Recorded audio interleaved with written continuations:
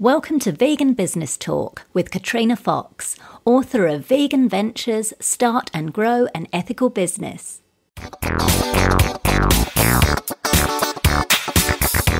Hello and welcome to episode 37 of Vegan Business Talk.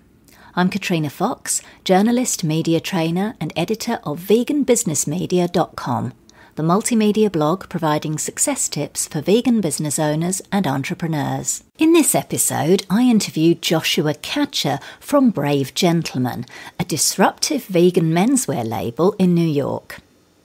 Joshua previously worked in creative media, including roles as director, editor, producer and director of photography for PBS and MTV. In 2008, he discovered an appreciation for fashion and launched men's lifestyle website The Discerning Brute, which focused on fashion, food and etiquette for the ethically handsome man. The blog quickly established Joshua as a pioneer in the field of ethical, sustainable fashion, and 2 years later, in 2010, he launched the Brave GentleMan label and online store. Brave GentleMan fuses future textiles with centuries-old production methodology. Utilising what he calls future suede, future leather and future wool, which are superior to animal fibres, Joshua has created a high-end, sustainable and ethically made men's collection. The company offers luxury New York-made suiting, premium footwear produced in Portugal, and hats made in Los Angeles, along with accessories made in New York's historic Garment Center and Gloversville. Joshua's groundbreaking work has been featured in several high-profile media outlets, including Oprah.com and most recently Paper Magazine, which referred to Brave GentleMan as having just about everything a mindful fashionista could want. As well as running his business, Joshua is also an adjunct professor of fashion at Parsons the New School.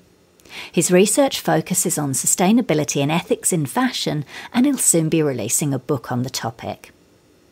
In this interview, Joshua discusses the key things you must have and do to create a successful business despite having no previous experience in a particular industry, the challenges involved in opening a physical store, the one thing that will set you apart from other brands, why crowdfunding is not necessarily a good strategy for fashion brands, a relatively unknown yet surprisingly beneficial source of loans, the importance of pre-orders to grow your business, and much more. Here's the interview with Joshua Katcher from Brave GentleMan. Hello, Joshua. Thank you very much for joining me today. Hi. Thank you so much for having me. Well, so you've been a real pioneer in the men's lifestyle and ethical fashion space, so I'm very excited to speak with you, and I know that our listeners who are fellow vegan business owners and entrepreneurs will gain a lot from our chat. So first of all, tell us about the why. What's the reasons for running your business? Why do you do it? There's a lot of reasons that I started my business, and it's funny because I never really imagined myself being a business owner or being in fashion. And I somehow fell into it. When I started my blog in 2008, I started writing about men's fashion and men's lifestyle from an ethical and vegan perspective. And at the time, most of the content that was about fashion and lifestyle that was ethical and vegan was geared towards women.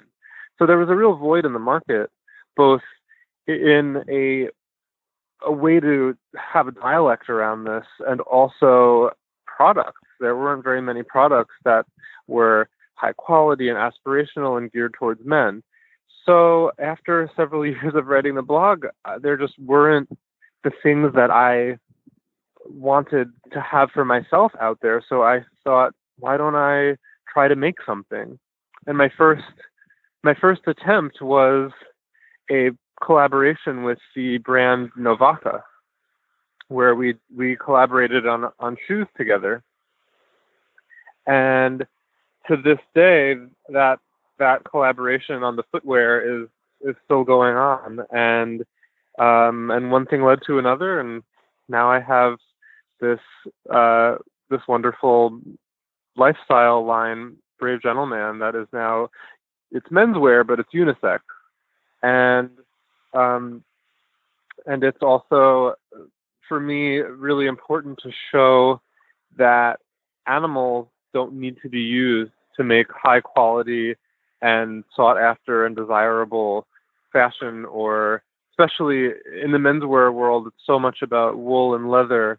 And those are the two materials that I've really tried to show are obsolete. There are superior materials out there, and we really hope to prove to both vegans and non-vegans that it's something that that just isn't necessary anymore. Fantastic. I'm glad you answered that, because my second question, I was curious about whether, I know when you launched the Discerning Brute, at the blog, the magazine, the lifestyle media outlet, and then you launched the label, I was curious about whether Brave Gentleman evolved organically, like I think you said it did, or whether that was your plan all along. So I'm glad you answered that, because I think that's a really great example of someone starting up a blog, starting up some kind of content media outlet, and then actually finding a business opportunity down the line. Like, you don't necessarily have to have it all planned out. So I think that's a really great example. And you write some wonderful blogs. I've read some of your articles all about these amazing materials that are coming up, which is very exciting. And as you say, getting it out there, particularly in the men's space, is fantastic. So now, a lot of the time, and you've touched on this, I think, a little bit, a lot of the time vegan and otherwise ethical or sustainable products, they're pricier because business owners aren't able to get the discounts available in bulk purchases, for example, of the raw materials. Now, you've placed Brave Gentleman at the luxury end of the market. Why did you choose that direction? Well, part of it was just necessary. There's two reasons. And, that's a complicated question, because, yes, there's the benefit of having a very large company and being able to buy big volumes of materials, and then you get a discount. But even with that, as an ethical company, everything in my value chain is going to be a little bit more expensive, because I'm making sure that workers are paid fairly, that these materials are inherently more expensive because they're new technologies and they're superior long-lasting materials, so you pay a little bit more. So even if I were buying large quantities, it would still be a more expensive line. And in fashion, we've really been trained to expect clothing to be cheap. And instead of asking why is this line expensive, a more important question is to ask, why are these other companies able to sell clothing for so cheap? What does that mean? And what does that reveal? And that's a very troubling curtain to look behind, especially when it comes to fast fashion brands like, I don't want to name any, but you can all think of the fast fashion brands I'm thinking of. It's a very troubling thing. So there was a time where people owned only a few outfits each, and that wasn't that long ago. And I think that it's really important to see fashion as not something that's frivolous and not something that's silly or trivial. It's a very impactful, globally impactful industry. It's the second leading polluter in the world. It affects millions of workers, billions of animals. It has a history of driving animal species to extinction based on something like a trend. And to look at it as something that's only about fun or style is a very big underestimation. So there's the answer of why is it expensive, because ethical fashion inherently costs more to make. And on top of that, luxury market, I don't think Brave Gentleman is at the top of that at that tier. We have stuff that's our shoes are more affordable than most luxury brands' shoes, but there's something to be said for creating aspiration and desire within the context of our current culture. That if I'm selling something for very cheap, I don't think I'd really be able to make any money on that. I'd probably be losing money. It usually costs me more to make a pair of shoes at cost than what a lot of these discount places sell their shoes for at retail, which is shocking. Wow. So it's there's something to be said for the aspiration and the desire that exists around the idea of what luxury is. And I'm not claiming that that is something that is inherently valid or worth pursuing in the long run, but for now, to make change in the mainstream, we have to play the game a little bit when it comes to the fashion industry and what excites people and what gets people to pay attention to something. And I've always thought that if I can access a more mainstream and aspirational fashion consumer, maybe somebody who's not vegan, I can expose them to ideas and values that they might not have thought out otherwise. Absolutely, and I think you're certainly doing that. I would think, because like you said, that what you make is very stylish, and it's breaking down those stereotypes that ethical is boring and that kind of thing. So thank you for explaining that. And I think that's a really good question that you posed, is not necessarily to ask, well, why are these ethical brands more expensive, but like you say, why are these fast fashion brands so cheap? I think that was a really nice distinction. So like you said, you kind of almost fell into starting up this new business and in a completely different industry. We touched on earlier, you've worked in the media, MTV and video producing, and then suddenly you're creating a fashion brand. So can you tell us about what were some of your key challenges when you were first starting up Brave Gentleman? Everything. I knew nothing about fashion. It's so funny. I knew nothing about fashion. I didn't go to school for fashion. In fact, I was somebody who considered myself anti-fashion. I always saw I was guilty of the very thing that I now fight against, where I thought fashion was something that was inherently indicative of something that was materialistic and vain and just kind of silly and stupid. I saw all these people that would gather around Fashion Week and the fashion magazines and all of the excitement around it. I just saw as completely unnecessary. And it wasn't until I really started looking at it seriously and doing research that I realized, wait a minute, this is not exactly what it seems. And it's kind of dangerous how easily fashion is passed off as insignificant, because that's the number one way in which it has such huge impacts, is it flies in under the radar. It's very stealth. And what was the question again? What were some of your key challenges? So I'm loving this. Is so cool because it's really inspiring. I thought you must have had like a massive history, like even though you were working in media, that you must have had some passion or interest in fashion. So I love that you've come at this so new, because that's really inspiring for people to know that they can start a business in an area even if they don't have a lot of experience. I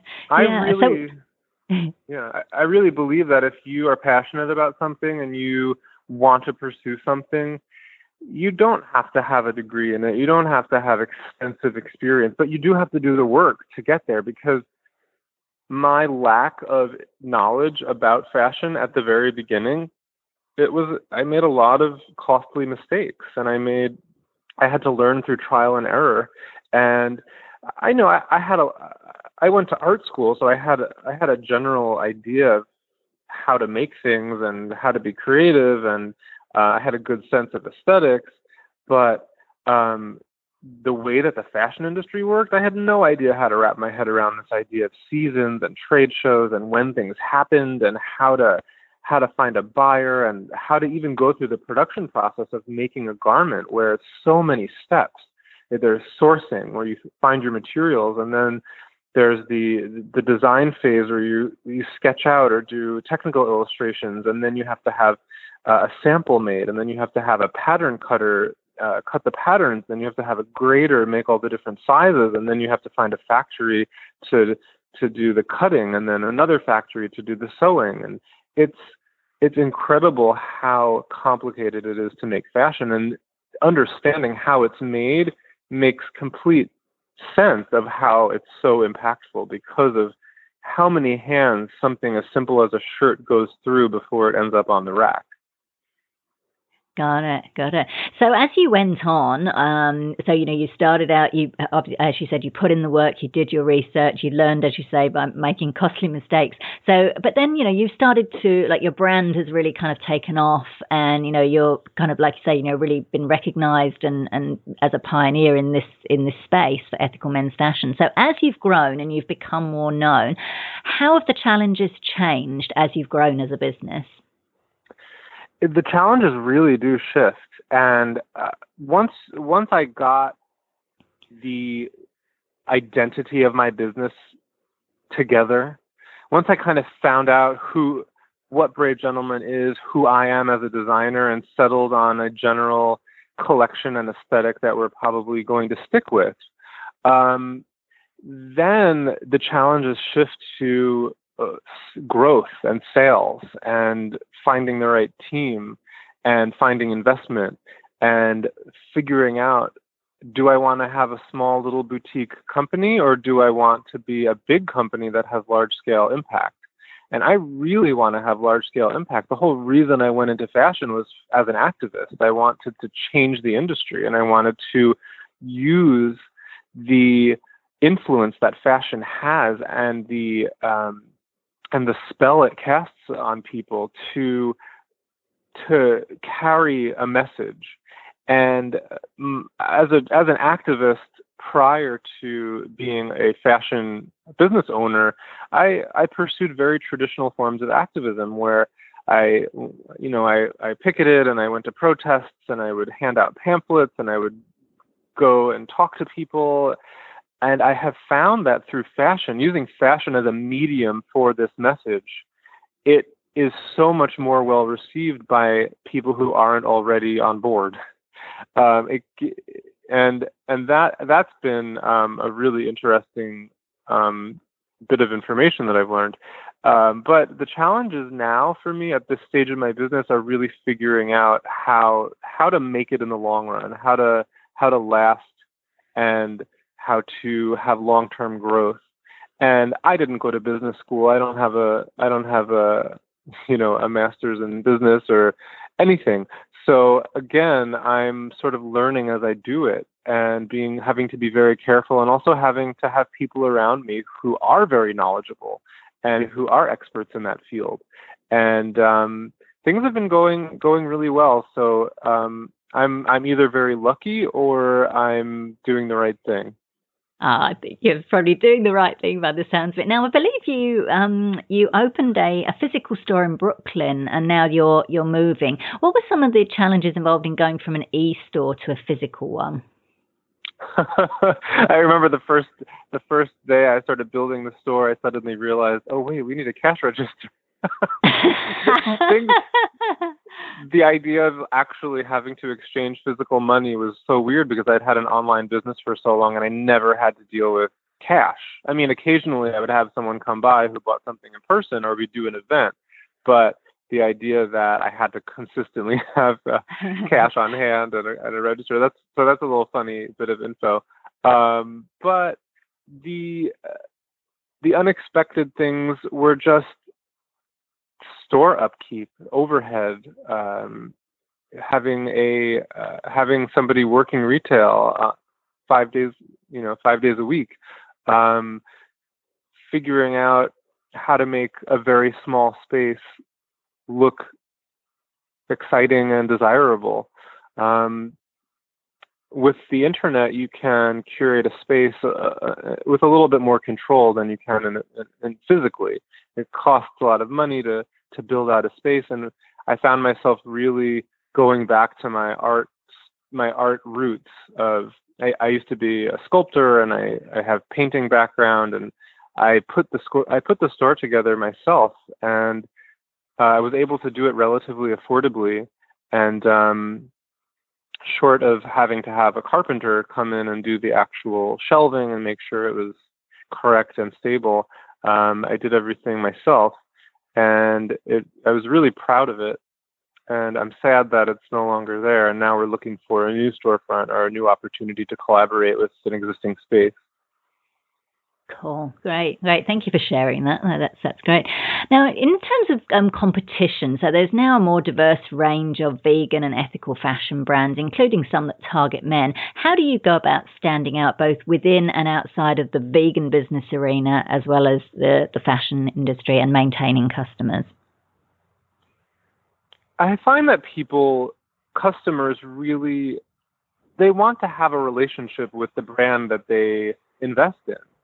And I feel that I've been around long enough and people know the brand and they know the quality of the products that we make, that I have a lot of people who stand behind Brave Gentleman as having the best shoes they've ever worn, the longest lasting footwear they have, the best bag they ever bought, the best belt, the longest lasting belt. Things like that, where it really, you can't, those are things you can't necessarily compete with.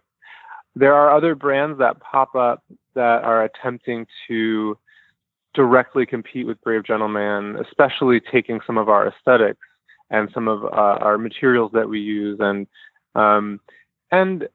it's flattering that people think we're worthy of copying, but I also know that they don't come with the same knowledge base of how to make something last a really long time, and the factories that they're using and the mills that they're sourcing from. So customers really want to know that the value chain they're investing in is stable and established, and there's a consistent aesthetic, and because the brand becomes a friend, it becomes someone they know.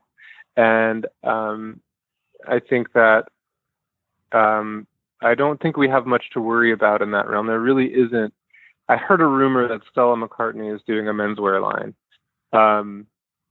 Yes, I think I'd heard that actually. Yes, and she's made it vegan apparently. I mean, that's going to be good for us because her price points are much higher than Brave Gentleman. So I think that will sort of put something else out there that's like, wait, look, see, we're actually more affordable. But also it'll create another conversation among people that I can't reach yet. I just don't have the resources to reach, and maybe they'll find Brave Gentleman because of that. So exactly, yeah, that's a good point. It's nice to be situated where we are, and I'm really happy with what we've been able to accomplish with very little. I started this business on nothing. I don't come from money. I don't have investors until very recently, and I was able to start and run a business by working a day job, doing it in my free time. And I think for other people out there who want to start a business, you can't wait for the environment to be just right and the situation to be just right. You sort of have to just dive in and do it and make it work and figure it out. And do it in your free time, do it on the weekends, do it after work, after your day job, or if you're at school, do it after school. There's no reason to wait.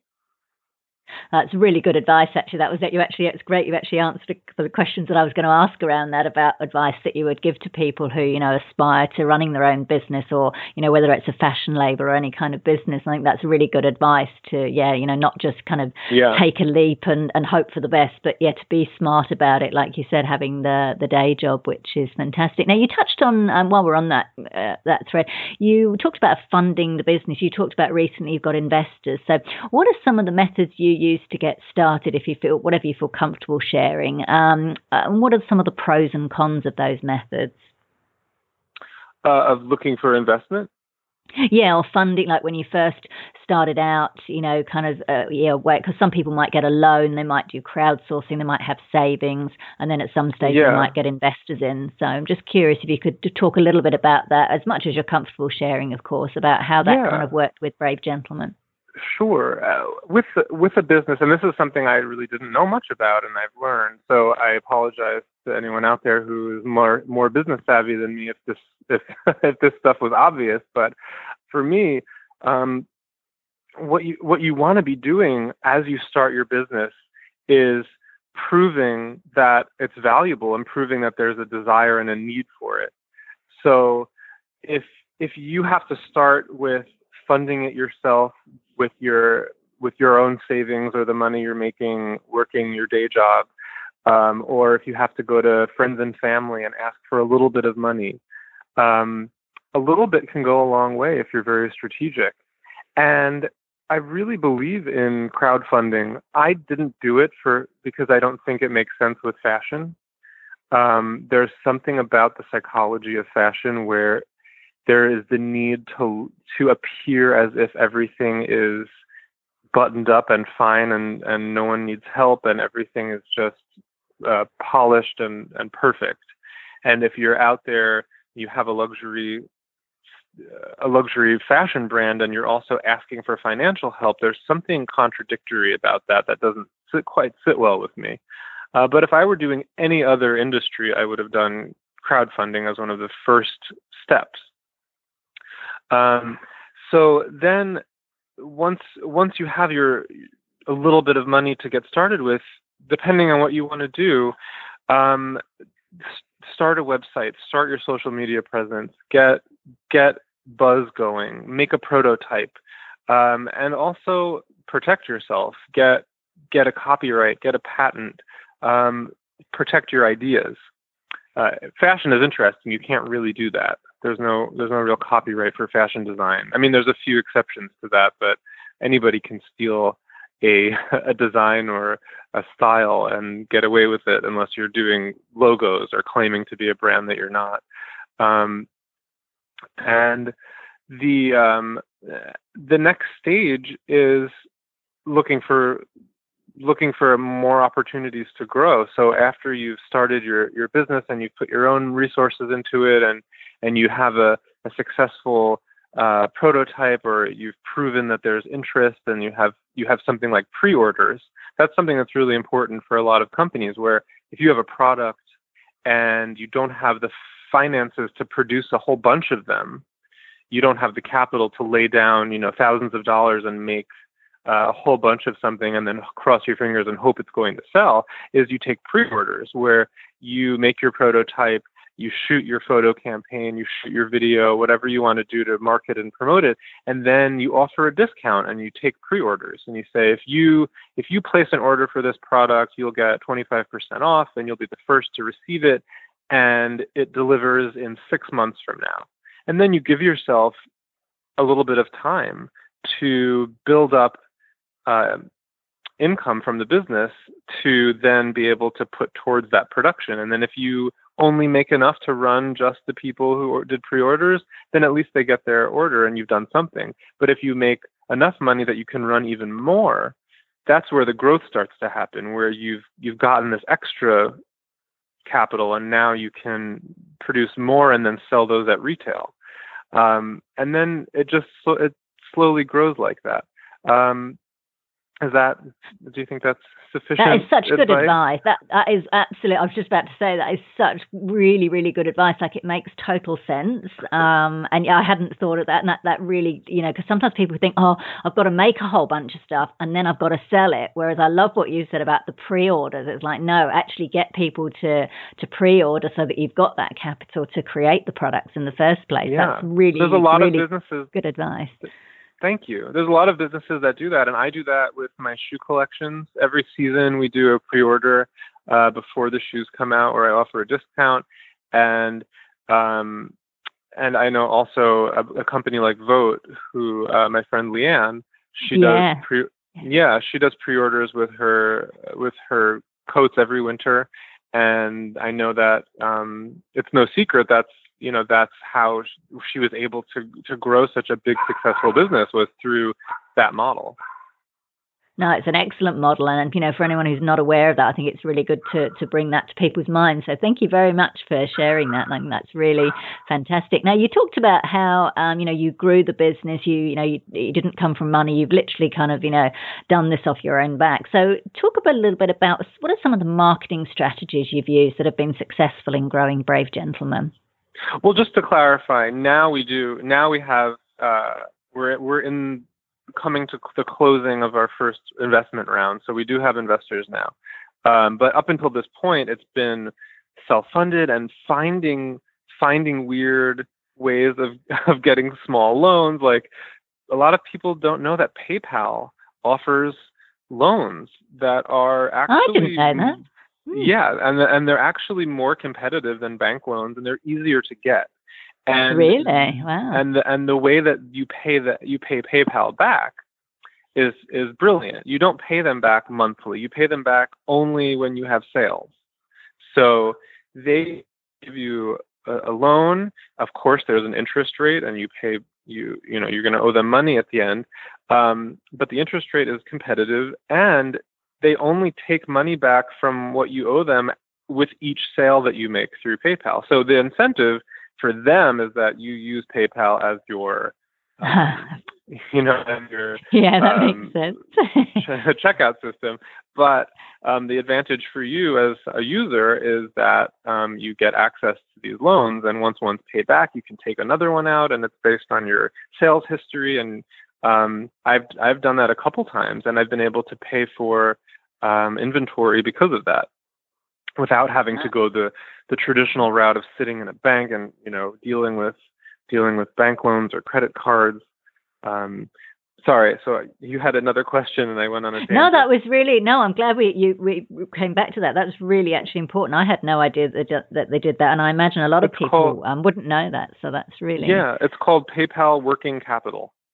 Oh, wonderful. That's a wonderful tip. You're giving some really cool tips here. Thank you. This is great. Sure. So you mentioned, let's stick with the investor. You mentioned you've got investors. How did you go about that, Joshua? Did you kind of find particular investors to pick? Because, like, for example, I interviewed Liz D recently, who's as you probably know, a wonderful investor of, in plant-based and fashion and stuff. So did you approach certain investors like that are online with your values, or did they kind of come to you? How did that sort of go about? Or how, and what tips could you offer vegan brands that would like to get investors? Liz is actually a friend of mine. She's fantastic and a very, very savvy businesswoman, and actually provided me with some incredibly valuable insights and advice when I was looking for investment. And sorry, I have a little chihuahua here. You've got your little doggy. is wanting to have some attention paid to him. Hi, Enzo. He's a little rescue chihuahua named Enzo. Oh, bless it. So usually the best route for, well, I think it's different for each person. It depends on the business too. Some people will go with a website like Circle Up, where they expose your business to a lot of investors who are looking for businesses to invest in, and that's a good opportunity to really get your business model out there. But you have to make what's called a business deck, and that really is your presentation to investors, where you show what is your business, who are you, what are your values, what is your message, what are your products, what are your price points and your markups, and what is your 10-year or 5-year plan going forward? How do you imagine growing, and how are you going to make your investment that you're seeking work? How will you put that money to use? And I put that together in a PDF document. Some people will put it together in a more, in an Excel sheet, but because we're a fashion brand, it's very visual. I did that way. And then you reach out to people people who may be other business owners, or people who might be successful and might have opportunities to get excited about what you're doing and see that opportunity in your business, because it's so important to see it not as you're asking for help, but more as your offering of an opportunity to other people for them to be able to both play a role in growing this business and also to make money. That's a really good point to make, actually. I think a lot of particularly small business owners, that's a really great mindset, different mindset to come from. I really like that you've said that. Yeah, and it was a mindset that I had to shift too. I was approaching it as, for a long time, this kind of like, oh, please help me. And then I was like, wait a minute. I'm not asking for help. I'm I'm growing a business that's going to be making money, and it's an opportunity for these investors to be able to, play a role in this business and also make money. And so reaching out to people, doing things like getting press has brought me two of my investors, where they heard the story of Brave Gentleman, and they got excited about it, and they reached out to me. And over several months, many meetings, then you have to get lawyers involved and do your financial plans together, and it's a very it's a very involved process, but it's also necessary and rewarding and exciting. And working with people who believe in your company and believe in your message and see the potential in your business are the kind of investors that you should go after. Anybody who's just looking to get rich off of your business, I would steer clear of an investor like that. Yeah. But that's excellent advice. And there's a lot of red flags out there, and I've seen some of them and avoided them, and others it just makes total sense. The investors that we're working with now, it's like friends. They know you, they believe in your business, they understand what you're doing and why you're doing it, and they share the values, and they want to see it flourish. And that's just like a real so partnership. Rewarding and so exciting. Yeah. Fantastic. Now, I love that you mentioned press, because I was going to ask you about some of your media, some of your marketing strategies. So I know you've been featured in some high-profile media outlets, including Oprah.com, which is very cool. How did you go about getting that coverage, Joshua? Did you hire a PR firm or a publicist, or approached outlets directly, or how did that sort of come about? I, for a very long time, did not have a professional PR person working with me. I do now, but for many years it was just word of mouth and emailing people and people telling other people. And because of my blog being a recognized blog, I was able to use my blog as a platform to really magnify and project what Brave Gentleman was doing.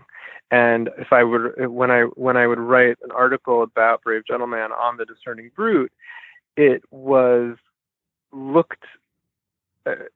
seen by other press as being somehow a little more legitimate than just sending out a press release, because it was already published, already on the internet. That really helped. So having that blog established before the brand was crucial to the brand's success, because we had a built-in audience and a built-in clientele who were eager for Brave Gentleman to launch and to see the products and to buy the product. So other press was just living in New York, going to events, networking, meeting people, talking about it, shamelessly being self-promoting, but not in an arrogant way, but in in an excited way. I would make sure that I would go to Fashion Week events and meet people and talk to press and talk to journalists and get them really excited about what is the story of Brave Gentleman? Why are we doing it? Not just, hey, look, we have a nice blazer or a really cool pair of boots. The aesthetics are there, and that's just the baseline of what Brave Gentleman is. It has to be good design, but what else is there? Is our story a marketed mythology? Is it like other fashion brands where it's just about fantasy, or is there a real story about the honest integrity of our materials and our products and what we're trying to do? And I think that is what resonated with a lot of journalists, because it was so different. Yeah, exactly. What about social media, Joshua? What platforms do you find are most useful in regards to your business and either generating sales or raising brand awareness?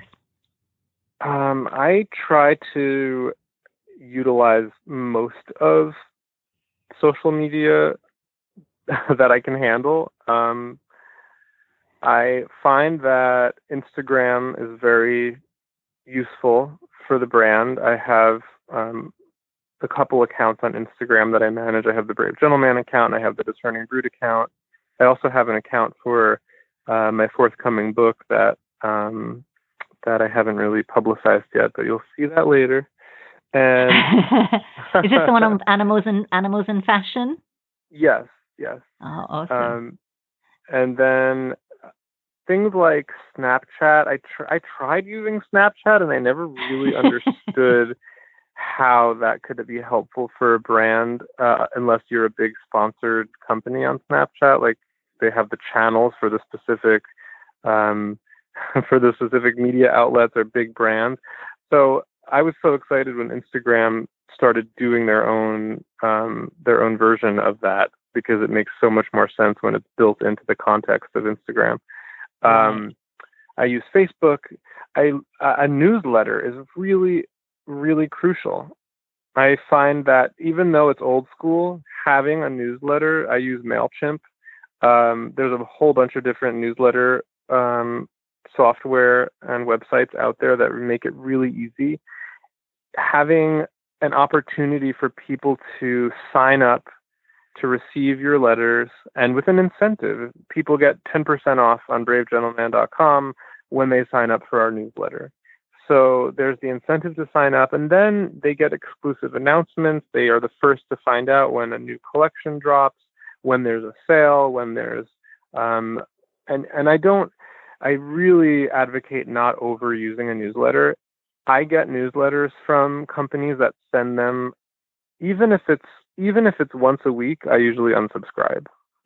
I try to send out a newsletter maybe once a month. And I find that I have really low unsubscribe rates because of that. I really try to consolidate and get everything together into one newsletter.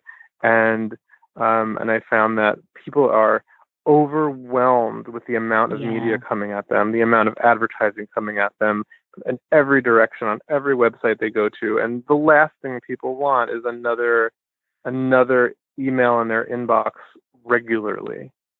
So if you do go with a newsletter, my advice is to use it very strategically and very sparingly. And excellent. That's very Facebook, good advice. Twitter, I use something called Hootsuite, which I recommend to anybody who's managing multimedia, not multimedia, many media accounts. Hootsuite is a tool that allows you to Instagram, tweet, Facebook, Twitter, all with one post. It sends it out to all your different accounts. You can post one thing and it goes out to everything, so you don't have to log into Facebook, log into Instagram, log into Twitter, and do it over and over. Yeah, those are very handy. That's great. Thanks for sharing that. On the subject of the word vegan in your marketing materials, there's two schools of thought. Some people say, no, it's too scary a word, it'll frighten people away, or no, now it's become cool and trendy, it's clever niche marketing. What are your thoughts on this, and also your choice of how you use the word in your marketing and why, or the prominence of it? Yeah. It's an interesting, it's such a weird time. I feel strongly both ways. I feel like it's both. It is both. It scares people off, and it also is niche and cool. And it really is about understanding who you're talking to and when to use it, and how to use it. So I try to use it sparingly. I don't lead with it unless I know my audience is ready to receive it. I usually lead with design and technology. I talk about my materials being high tech. I call it future leather. And then in the description, I'll say it's 100% vegan. It's and I'll hashtag vegan, and I'll do all of those things.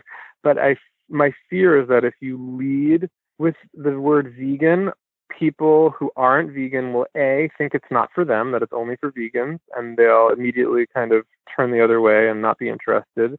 And not that you've offended them, but they just, if I was being advertised a product that that was like this is gluten free, my initial reaction is like, I'm not interested because I eat gluten, so I'm not going to pay attention.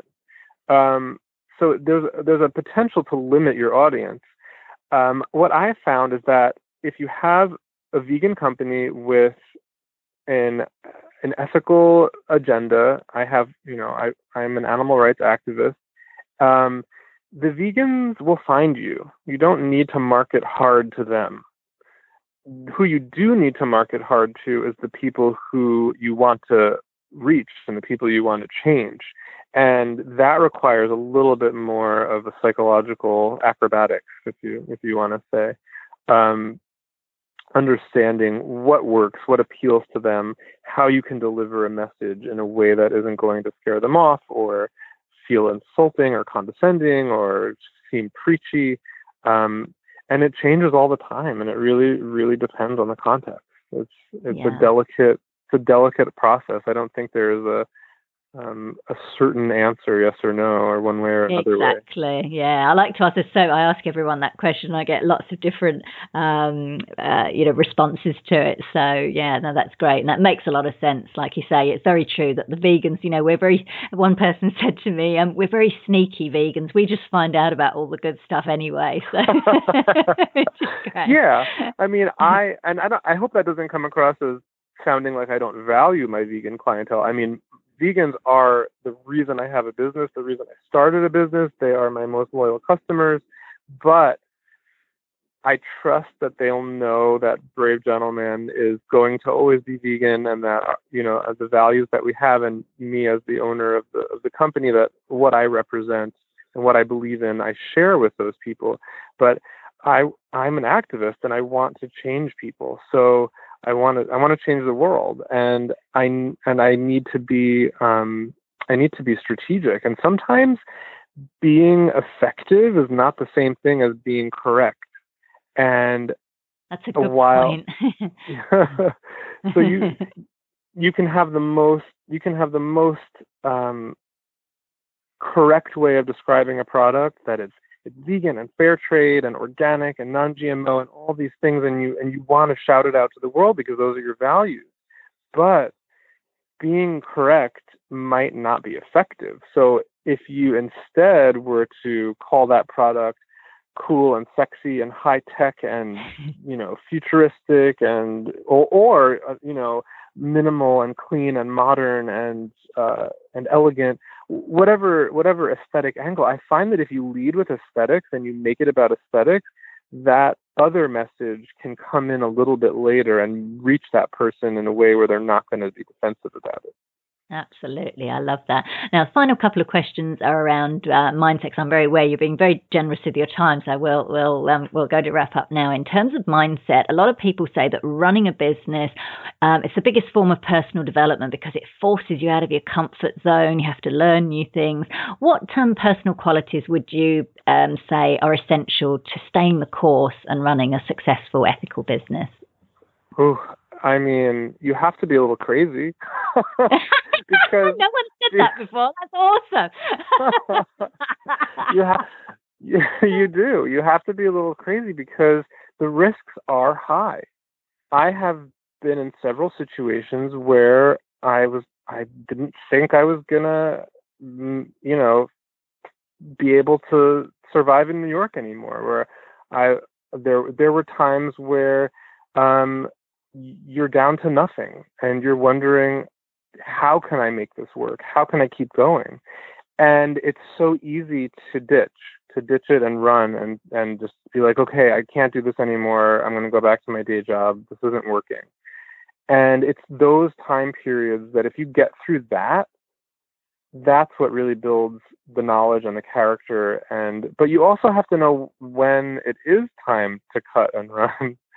There is no formula necessarily for that. I mean, there are books written about knowing when the right time to abandon your idea is, but being brave enough to stay that course and being crazy enough to take those risks, it's been easy for me because I don't have children right now. I don't. The risks that I'm taking are not going to put anyone else's life in danger. So it's a little bit easier when I don't have a whole entire family relying on me. I do have a husband, but he has a job, and we would be okay if I totally failed. But at this point, that's not going to happen. But there were times where if I did have children, maybe I would have immediately left it and be like, I can't take this risk because I need to feed my family. I need to be able to have consistent income and not be so worried that every day is going to potentially be a disaster. And it is scary. So bravery and a little bit of craziness, but also really, really hard worker. You have to work 7 days a week and all day long. There isn't a day that I've taken off. I mean, here and there maybe, but I pretty much work 7 days a week. And I'm 6 years into my business. And you have to ask yourself, is that something you want to do? Do you want to be on your phone at 3 o'clock in the morning talking to a mill in Europe about the shipping error that they made and how your materials are not going to arrive on time? Do you want to be, and fashion, especially the industry of fashion, from the outside looking in, it's very glamorous and very exciting and cool and sexy and fun. But from the inside working in it, I really advise people not to go into fashion unless they really understand what it is and they really are passionate about it, because it is very hard work and it is not glamorous when you're actually making fashion and working in the fashion industry. Yeah, I think that's really, as you were saying that, I was thinking you've got to have so much passion to be able to want to do that and still check in with yourself and say, yeah, do I still want to do this work? So I think that's really important. That's wonderful. Just final question then, Joshua, what's your long-term vision for Brave Gentleman and for yourself? Well, we are in the process right now, as I mentioned, of closing on our first round of investing, and in the short term, we are looking for a new storefront. We have grown our shoe inventory and our footwear line to include women's sizes. So it's now a unisex footwear line. That was one of our number one requests, was getting smaller sizes in our footwear for women and boys. So we did that, and in the long term, I'd really just like to scale up and have more reach and have more impact and have a store on the West Coast and the East Coast and maybe somewhere in Europe and maybe Japan. In Tokyo, there's a really fantastic. People in Tokyo really appreciate menswear, and it's cherished and it's not worshipped over there. It's really great for menswear brands to be in Tokyo. It's very celebrated. And overall, I teach at Parsons. I've become a fashion professor. I'm writing a book. I really want to change the industry. I really want to change how materials are made. I want to stop the use of animals in fashion. I want to make that obsolete. And part of that is starting a project trying to come up with lab-grown wool. And another part of that is continuing to be an educator and a writer. And I have my book coming out next spring. And there's a lot going on, but it's all on the same kind of trajectory. That's wonderful. And what I really love about you is that you've come from this activist and creative background, and you've started a successful business and one that you didn't know anything about. And now, like you say, you're a fashion professor as well. So I think that's really inspiring. I think to hear, just your journey. You shared some wonderful insights. I know I've learned heaps, and I know our listeners will as well. So I really appreciate you taking the time, Joshua. It's been an absolute pleasure. Thank you so much. Thank you. I think your show is incredibly valuable, and what an amazing tool for people and a gift that you're giving them. And I really am honored that you featured me. So thank you. So that was Joshua Katcher from Brave Gentleman. You can find out more at bravegentleman.com. And that link is on the show notes page at veganbusinessmedia.com/podcasts. Now for our vegan business news roundup. Nottingham in the UK is embracing the vegan revolution with the opening of the city's first vegan pub as well as a deli. The Peacock pub had already added a number of plant-based dishes to its menu, and due to overwhelmingly positive feedback, it closed for renovations for a couple of weeks and reopened last week with an all-vegan menu that includes a Sunday lunch, mushroom and cream cheese tarts, rosemary potatoes and a tofu-based fish and chips meal, reports Clearly Veg.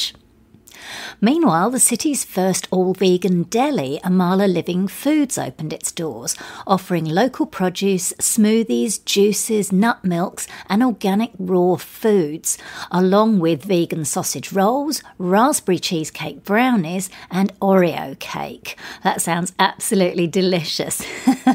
I went to Nottingham once in the 90s when my partner and I were visiting her mum in nearby Derbyshire, and the idea of a vegan pub or deli was unheard of back then, so it's fantastic to see the city embracing vegan living.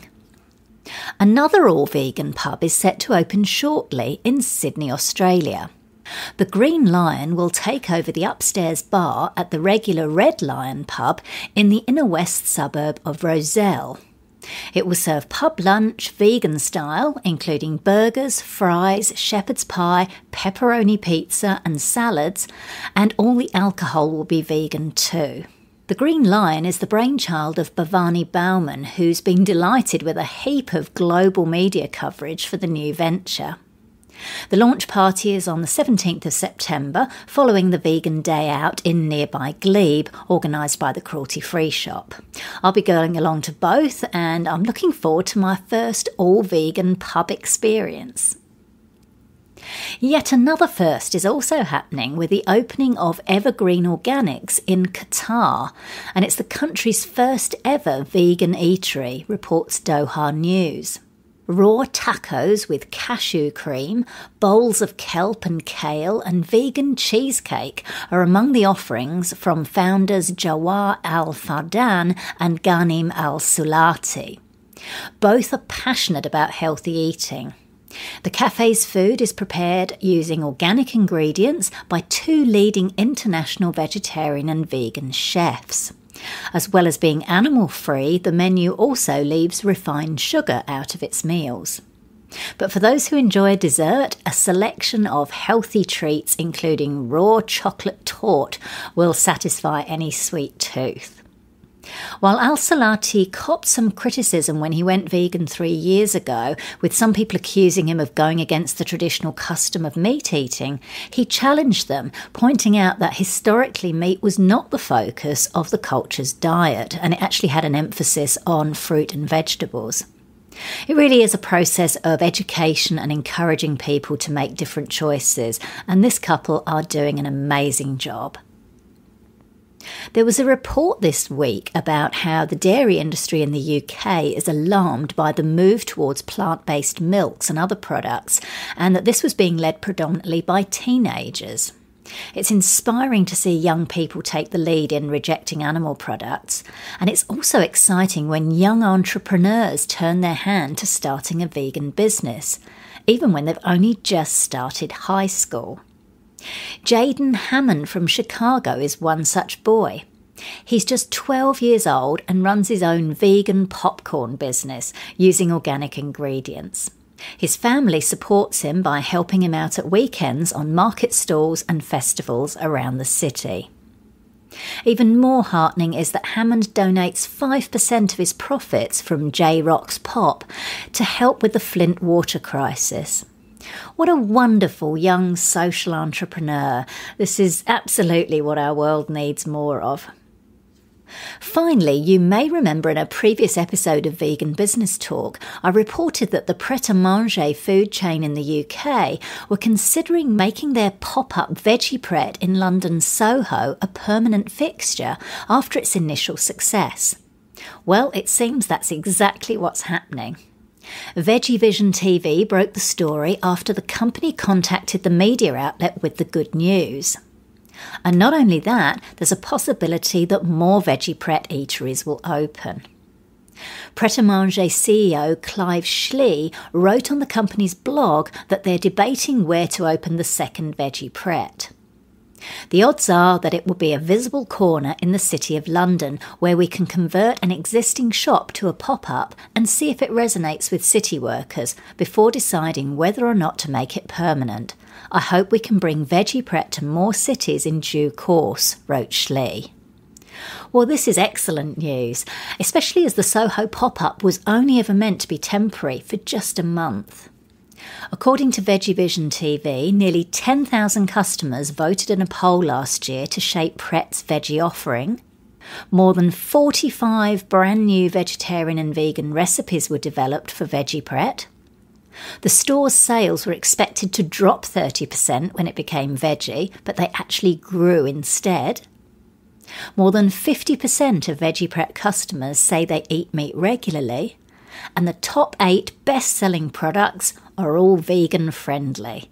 Fantastic! This really is a testament to how far we've come in terms of vegan food and how it's perceived. Thanks to all the delicious recipes and veganised versions of favourite dishes shared on social media and the willingness of chefs to get creative, people are far more open nowadays to embracing vegan foods, which is exactly what we want. So that's it for this episode of Vegan Business Talk. Thank you so much for tuning in. If you enjoyed the show, please consider giving it a review and a rating on iTunes or any other platform you're listening on. I'm Katrina Fox from veganbusinessmedia.com, and I look forward to catching up with you in the next episode. Bye for now.